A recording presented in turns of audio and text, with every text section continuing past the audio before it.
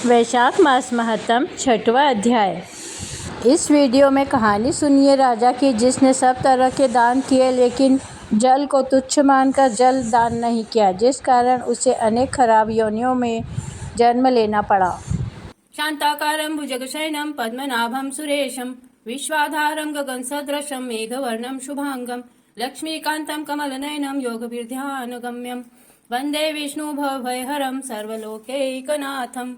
बोलिए विष्णु भगवान की जय। वैशाख महत्तम 6ठे अध्याय की कथा। नारद जी कहते हैं कि जो वैशाख मास में मार्ग में चलने से प्यास से दुखी को जल नहीं पिलाता वह पक्षी की योनि को प्राप्त होता है।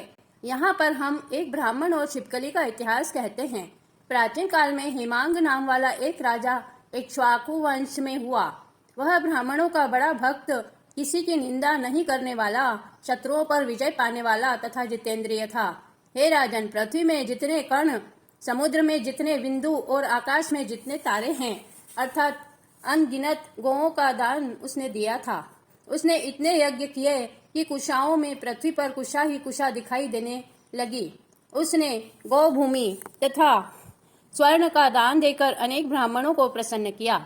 ऐसा दान नहीं जो उसने न किया हो, परंतु उसने कभी वैशाख मास में जल दान नहीं किया। वह कहता था कि अलभ्य वस्तु दान करने का फल है, जल तो सहज में ही लक्ष्य है। अतः वह राजा लूले, लंगड़े, अंधे और जीविकाहीन ब्राह्मणों की सेवा किया करता था, किंतु वेदपाठी, तत्वज्ञानी और ब्रह्मवादियों की पूजा नहीं किया करता था। वह कहता था कि विख्यात ब्राह्मणों की सेवा तो सब ही करते हैं। अनाथ, अनपढ़, लूले, लंगड़े और दरिद्रियों की दुर्गति है और यही दया के पात्र हैं। इस प्रकार वह कुपात्रों को ही दान देता रहा। इस दोष के कारण 3 जन्म तक उसको चातक की योनि मिली, फिर एक जन्म गिद्ध बना, फिर 7 जन्म तक कुत्ते की योनि मिली, फिर एक राजा के महल में छिपकली की योनि में उत्पन्न हुआ। इस प्रकार उस राजा को मिथिलापुरी के राजा श्रुति कीर्ति के घर में छिपकली बनकर द्वार की चौखट पर कीड़ों को भक्षण करते हुए 87 वर्ष बीत गए। एक समय श्रुतिदेव ऋषि भूखे प्यासे दोपहर के समय मार्ग से थके हुए मिथिलापति के घर आए। ऋषि को देखकर राजा ने खड़े होकर उनका बड़ा आदर सत्कार किया, मधुपर्क आदि करके उनका पूजन किया और उनके चरण धोकर अपने माथे पर उस जल को छिड़का।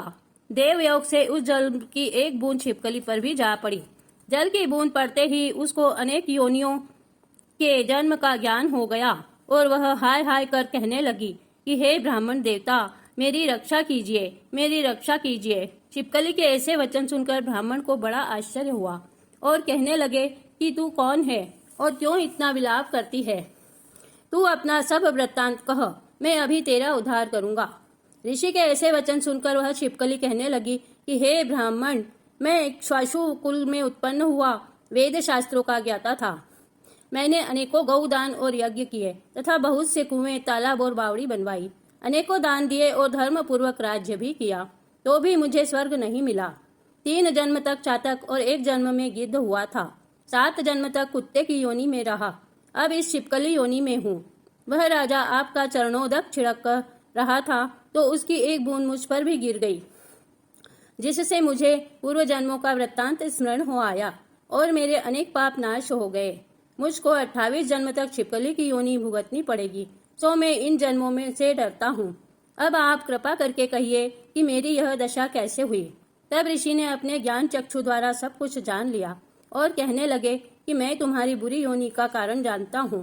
तुम ध्यान देकर सुनो। तुमने भगवान के प्यारे वैशाख मास में कभी जल दान नहीं किया। तुमने जल को सुलभ दान यह समझ लिया कि यह तो बिना मूल्य ही मिलता है और धूप व मार्ग के प्यासे ब्राह्मणों को जल दान नहीं दिया, साथ ही कुपात्रों को दान देते रहे। तुमने जलती हुई अग्नि को छोड़कर राख में हवन किया, पीपल को छोड़कर कांटेदार वृक्ष की पूजा की। कोई भी तुलसी को छोड़ कटेली का पूजन नहीं करता। पूजा के लिए केवल अनाथ, लूले, लंगड़े की ही आवश्यकता नहीं है। तपस्वी, ज्ञानी, वेदादि शास्त्रों के ज्ञाता यह सब भगवान के रूप हैं और ज्ञानी ब्राह्मण को भगवान को अत्यंत प्रिय ही हैं। एक कारण ज्ञानी ही अवश्यमेव पूजनीय है। महात्माओं की अवज्ञा इस लोक को परलोक दोनों में दुखदायी है। सज्जनों की पूजा ही धर्म, अर्थ, काम और मोक्ष देने वाली है। इस प्रकार बहुत कर्तव्य को नहीं देखते। जैसे मंद आदमियों की संगति से कुछ फल नहीं मिलता, वैसे ही तीर्थ और मूर्तियों से भी तत्काल कुछ फल नहीं मिलता, परंतु महात्मा तो दर्शन मात्र से पवित्र कर देते हैं। साधु सेवा से कोई सज्जन दुखी नहीं होता। जैसे अमृतपान से जन्म मरण तथा वृद्धावस्था आदि दुख नहीं देते, तुमने न तो जलदान दिया न साधुओं की सेवा की, इसी कारण तेरी यह दुर्गति हुई है। अब मैंने जो वैशाख में पुण्य किया है वह तेरे को दूंगा और उसी के फल से तेरी शांति होगी। इससे तेरे भूत भविष्य और वर्तमान तीनों कालों के कर्मों के संस्कार दूर हो जाएंगे।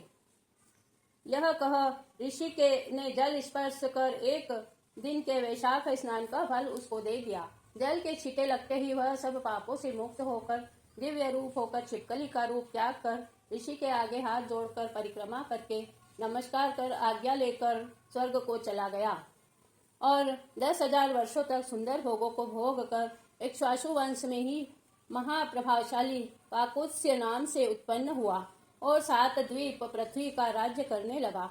ब्राह्मणों का बड़ा भक्त, साधुओं की सेवा करने वाला, इंद्र का सखा तथा विष्णु का अंग हुआ। तब वशिष्ठ जी ने वैशाख मास के सब कर्तव्य धर्म समझाए, जिनके करने से वह पापों से मुक्त होकर भगवान की सायुज्य मुक्ति को प्राप्त हुआ। इसलिए वैशाख मास में जो यथोक्त धर्म करता है उसकी आयु यश कीर्ति वृद्धि को प्राप्त होती है। यह सब फल देने वाला है। विष्णु भगवान प्रसन्न होते हैं, इसलिए ब्राह्मण क्षत्रिय वैश्य और शूद्र, ब्रह्मचारी गृहस्थ वानप्रस्थ और सन्यासी सबको ही वैशाख मास में बताए हुए धर्म और कर्म को करना चाहिए। इस प्रकार वैशाख महात्म का 6वां अध्याय समाप्त हुआ। बोलिए विष्णु भगवान की जय।